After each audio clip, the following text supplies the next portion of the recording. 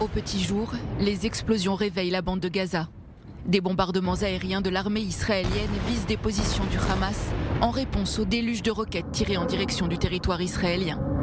Le siège de la police du mouvement islamiste est détruit, ainsi que des maisons appartenant à des membres haut gradés de l'organisation terroriste. Dans la nuit de mardi à mercredi, près de 200 roquettes atteignent la région du centre d'Israël et la ville de Beersheva. Un nouveau cycle de violence comme le pays n'en avait pas connu depuis des dizaines d'années. Dans un village près de Lod en Israël, 4 personnes sont tuées par des impacts de roquettes. Les victimes n'avaient pas pu atteindre à temps des abris pour se protéger.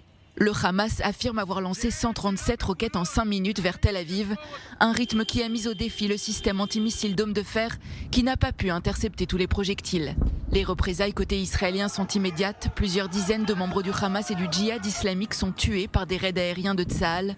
Une situation sécuritaire de plus en plus précaire entre Israéliens et Palestiniens. Mardi soir, tous les vols à l'arrivée et au départ de l'aéroport Ben Gurion sont suspendus momentanément. Une trêve a été demandée par le Hamas, rejetée par l'État hébreu. Les attaques entre Israël et la bande de Gaza se répondent et se succèdent. Benny Gantz, le ministre israélien de la Défense, a prévenu « Les frappes israéliennes de représailles sur l'enclave palestinienne ne font que commencer ». Il y a encore beaucoup de projets prévus et ce n'est que le début. Je connais bien le terrain à Gaza. Les organisations terroristes ont été gravement atteintes et continueront à l'être à cause de cette décision intolérable qu'ils ont prise de tirer vers le territoire de l'État d'Israël. Le Premier ministre israélien Benjamin Netanyahou a lui aussi promis une réponse à la hauteur de l'offensive. Cette bataille prendra du temps.